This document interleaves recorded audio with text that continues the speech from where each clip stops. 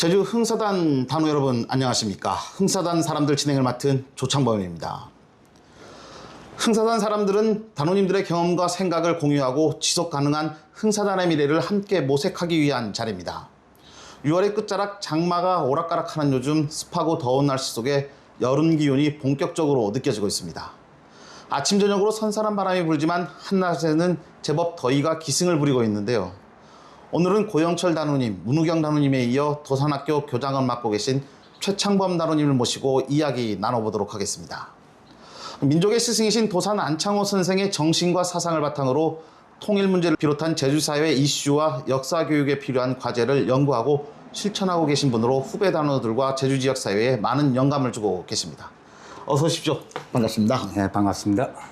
먼저 간략하게 자기소개 부탁드릴게요. 네, 저 최창범입니다.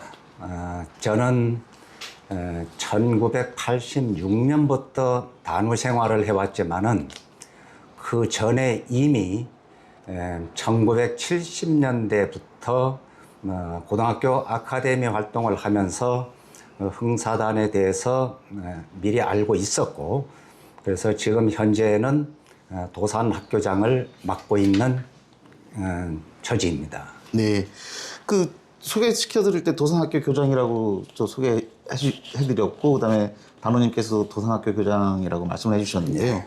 그 나에게 있어서 도산학교는 땡땡땡땡이다라고 하면은 어떻게 좀 간략하게 설명해 주시겠습니까? 네 글자로 말씀을 한다라고 하는데, 저는 도산학교는 나에게 있어서 참 나침반이다라고 생각을 합니다. 내가 나아갈 방향을 정확하게 가르쳐주는, 우리 흥사단이 나아갈 방향을 가르쳐주는 나침반 역할을 하는 곳이라고 저는 생각을 합니다.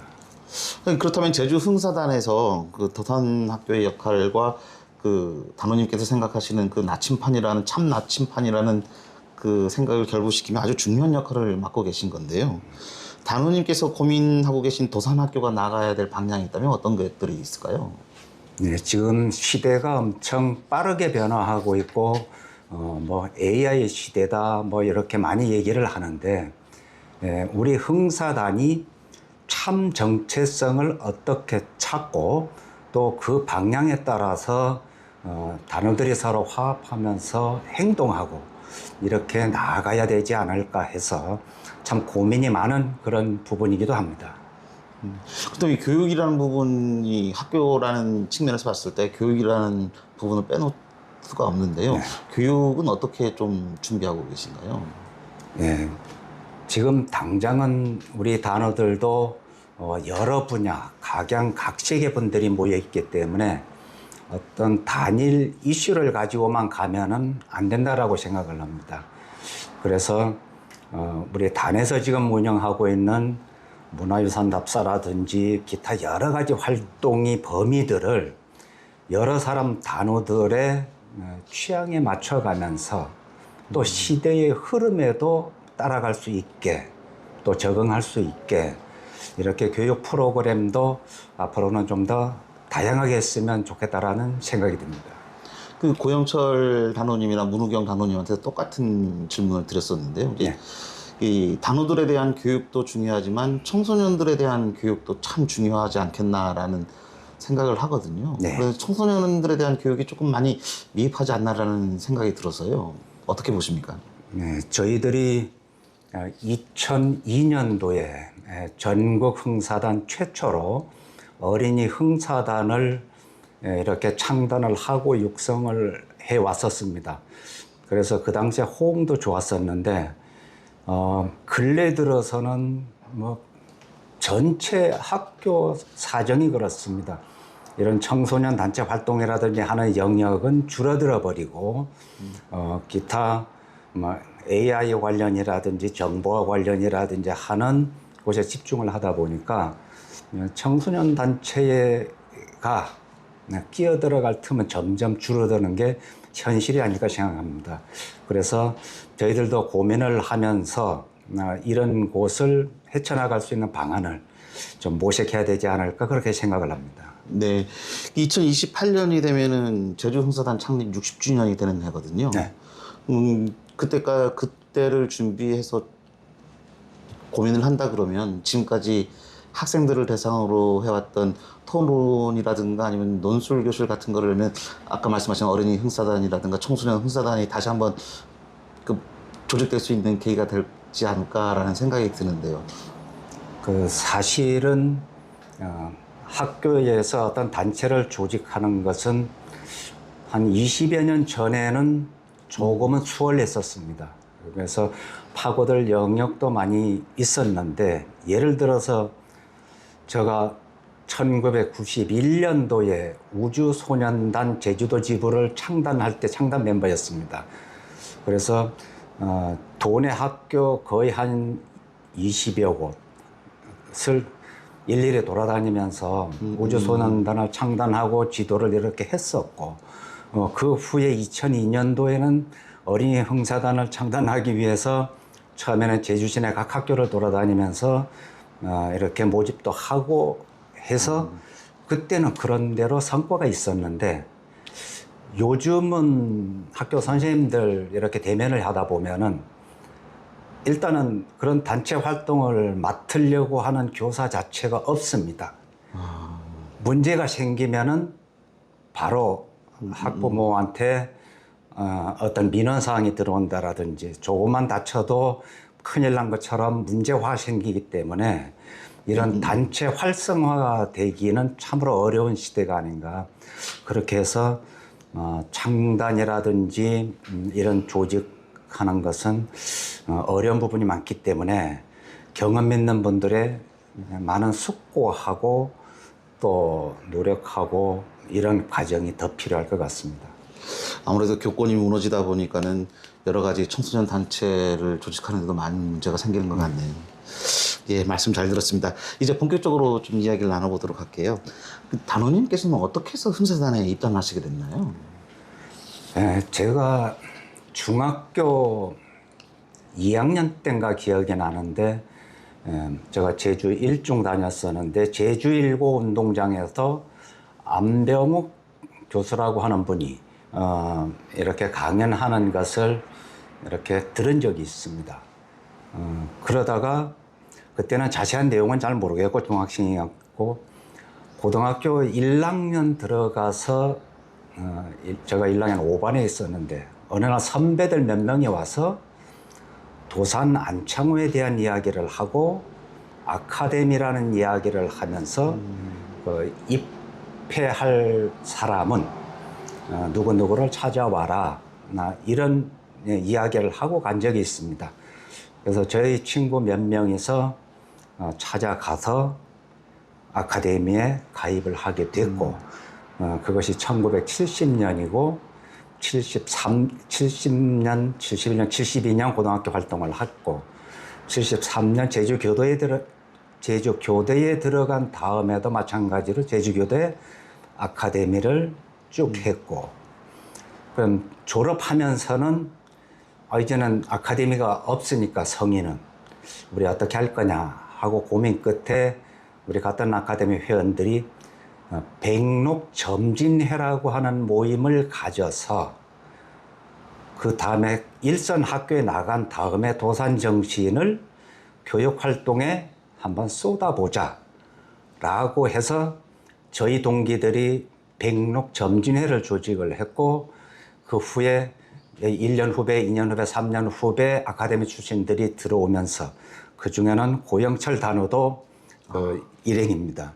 그렇게 해서 활동을 하다가 그 백록점진회 회원들이 다시 흥사단에 입단하는 계기가 되게 된 겁니다. 뭐 이행훈 단우라든지 안정일 단우라든지 하는 많은 분들이 그 백록점진회를 통해서 이렇게 했고, 그 이후에 저는 계속해서 오늘까지 한 56년 정도 흥사단과 연관을 짓고 있습니다.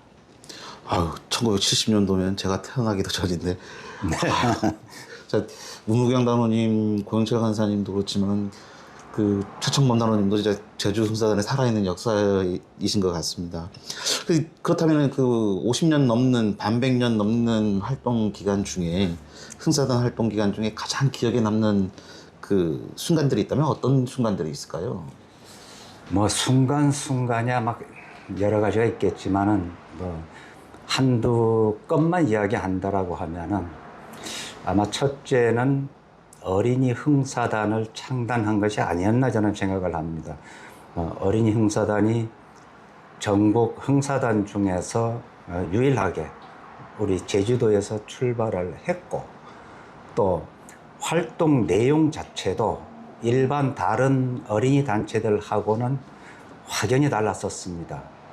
왜냐하면은 지도 교사들이 다른 뭐 보이스카웃이라든지 우주소년단이라든지 이런 쪽에서 이미 활동을 충분히 했던 분들이 와서 맡았기 때문에 예를 들면 고영철 단원이라든지 김기영 단원이라든지 하는 분들이 그렇습니다. 그리고 프로그램으로 봐서도 아마 획기적인데 첫 번째 아마 했었던 것이 맨발 걷기. 어신. 예. 30km, 어떤 때는 30km, 40km 되는 거리를 이렇게 걸으면서 강행군 하면서 어린이들의 인내심이라든지 그런 것들을 키워줬던 것이 지금도 기억에 생생하고요. 그리고 겨울방학이 되면은 스키 캠프를 운영을 해서 육지까지 가면서 이렇게 운영을 했고 또 학부모들하고 같이 동참하는 역사기행이라든지 이런 것들은 다른 일반 그 어린이 단체에서는 있을 수가 없는 활동들인데 이런 것들을 저희들이 하나하나 실행을 해 나가니까 지역사회에서의 호응도 좋고 특히나 학부모님들의 호응이 좋았었기 때문에 아마 우리 단원들 중에는 그때 활동했었던 학부모들이 입회한 분들이 몇몇 있습니다. 그래서 그런 것들이 기억에 남고요. 또 하나는 2004년도에 저희가 단소가 제주 동초등학교 맞은편에 있을 때 참배 돌배 어린이 도서관이라고 하는 도서관을 운영한 적이 있습니다. 그거는 다른 기관에 좀 도움도 받고 했지만은 권재요 단호라든지 고영철 단호가 그 핵심 역할을 해 주셔서 뭐 논술이라든지 독후감이라든지 또 부모와 함께 하는 활동이라든지 이런 것들을 해서 독서 교육을 어떻게 하면은 좀 재미있게 활성화시킬 수 있을까? 그것도 어린이하고 부모가 같이 활동하면서 하는 활동을 해보면 어떨까 해서 좀 야무지게 이렇게 추진을 했었습니다. 그러다가 그것이 요즘은 좀 이렇게 시들어서 그렇지만 그 당시에는 많은 호응을 받고 하는 그런 활동이어서 일단 크게 두 가지를 먼저 얼른 떠올리게 하면은 어린이 흥사단 활동을 했었던 거하고 또 참배돌배 어린이 도서관 활동을 했었던 것이 기억에 남는 것 같습니다. 어떻게 보면은 어린이 흥사단도 마찬가지고 그때 당시에는 토론이라든가 논술이 본격적으로 교육되기 전인데도 불구하고 어린이 흥사단을 통해서 그런 여러 가지 체험과 그런 교육들을 하셨고 지금은 참배돌배 도서관 말씀하시니까 최근에 진행되고 있는 작은 도서관 운동이 생각이 나요. 네. 동네마다 내 집 앞 도서관이라고 해서 작은 도서관 운동들을 참 많이 하는데 그게 시초가 아니었나 싶은 생각이 드네요. 아우, 진짜 소중한 경험 말씀해 주셨는데요. 그렇다면 흥사단 활동들이 단원님께는 어떤 영향을 미쳤다고 보시나요? 저에게는 아마 삶의 어떤 이정표를 정해준 게 아닌가 그렇게 생각을 합니다. 제가 평생 살아오면서 좌우명이 최선을 다하자라는 건데 이거는 곧 도산 선생님이 역사를 하셨던 4대 정신하고도 무관하지 않습니다. 무실, 역행충의 용감을 위해서 이렇게 쭉 나가다 보면은 아마 내 삶의 이정표가 어떻게 변화되는지 또 내가 참으로 맞게 가고 있는지 하는 것을 아르켜준 것이 흥사단이 아니었나.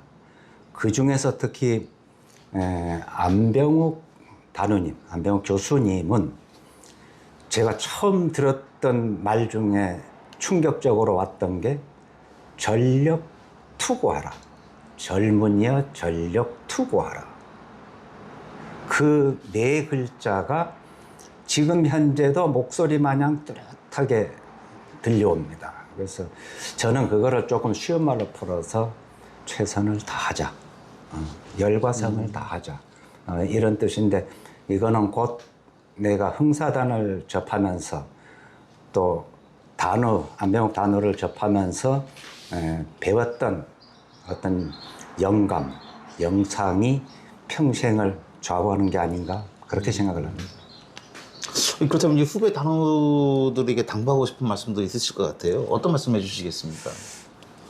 우리 흥사단 활동을 하고 있는 우리 후배 단어들 지금 참 열심히 하는 모습을 보면은 저로서도 참 느끼는 점도 많고 내가 뭘 해야 될지 라고 해야 되는 것이 많습니다. 그러면은 내가 해줄 수 있는 것이 뭐가 있을까? 아마 한마디로 이야기한다라고 하면은 흥사단은 정체성 있는 국내 유일의 우리 민족이 스스로 만들어서 지탱해온 113년 이상의 역사를 가지고 있는 단체이다. 거기에서 우리가 좀 더 뭐랄까요, 자부심을 갖고 좀 내가 해야 될 길을 찾아서 한다라고 하면은 아마 내 삶에도 앞서 말한 나의 나침판이 된 것처럼 흥사단이 곧 내 나침판이 될 줄 수도 있지 않을까, 그런 생각이 들기도 합니다. 네.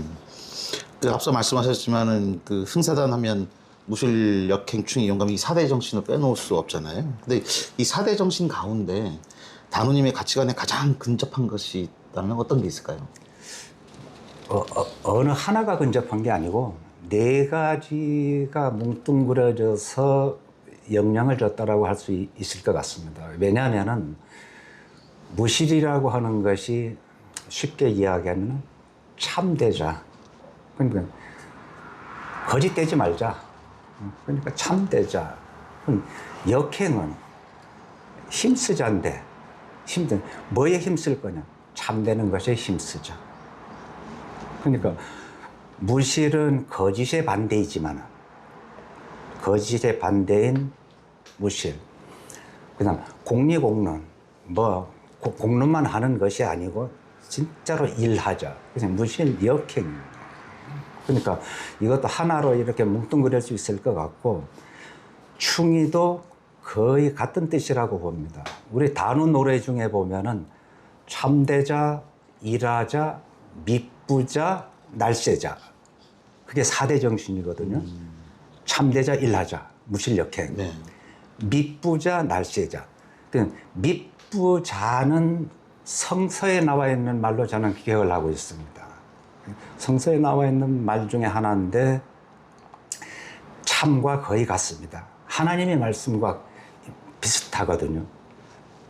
충의를 우리 한자로 했을 때 충성 충자가 마음 신변 우의 가운데 중이지 않습니까? 네. 내 마음의 가운데를 관통하는 성심성, 이것이 충이에요. 유교식으로 충성을 하라고 하는 그 충성이 아니고 내 마음 가운데가 시키는 대로 하자. 그럼 용감은 용맹하게 나가자. 날새자. 그럼 깨어 있다가 벌떡 일어나서 활동할 때는 활동을 하자. 그럼 무실력행 충의 용감이 어느 하나가 나에게 영향을 준다라기보다는 뭉뚱그려서 그러면은 무실력행 충의 용감을 최선을 다하자. 저는 그렇게 해서 해석을 하고 있고 지금도 그렇게 살아오고 있는 것 같습니다. 제주 흥사단이 나의 삶의 나침판이 되고 무실력행 충의 용감이 가치관이 되었다는 말씀이신데요. 그렇다면 이제 흥사단 활동뿐만이 아니고 지금까지 살아오시면서 그 뭐 여러 가지가 있겠지만 아까 어린이 흥사단 얘기도 있었고 참배돌배 도서관 얘기도 있었는데 그 흥사단 외에 또 지금까지 살아오시면서 가장 기억에 남는 에피소드가 있다면 어떤 에피소드가 있을까요? 흥사단 활동에서 에피소드로 가면 뭐 손으로 셀 수는 없겠지만은 그래도 제가 살고 있는 집에서 아침마다 한라산 정상을 바라보거든요. 그럴 때마다 생각나는 게 있습니다. 115차 단대회인가? 2000 언젠가요? 18년인가요? 단대회 일부 행사, 본 행사가 끝나고 뒷날 사후 행사가 있습니다. 거기에 한라산 정상 등반하는 프로그램이 있어요. 아마 고영철 단호가 저를 배정한 것 같은데 한라산 정상 등반 코스 안내자로 저하고 안건세 단호가 지정된 것 같습니다. 그래서 거기에 한 30명 정도 참석했던 것 같은데 성판악에서 출발해서 정상을 거쳐서 어디야 관음사로 내려오는 코스입니다. 한라산 종주 코스네요. 네, 등반 코스입니다. 그래서 제가 선두에 서서 정상까지 가서 점심을 먹고 잠깐 쉬고 있는데 문제가 발생했어요. 어떤 문제가? 뭐냐면은 오후 몇 시 몇 분에 비행기를 타야 되는데 아이고야. 비행기를 타야 되는데 도착할 수 있느냐?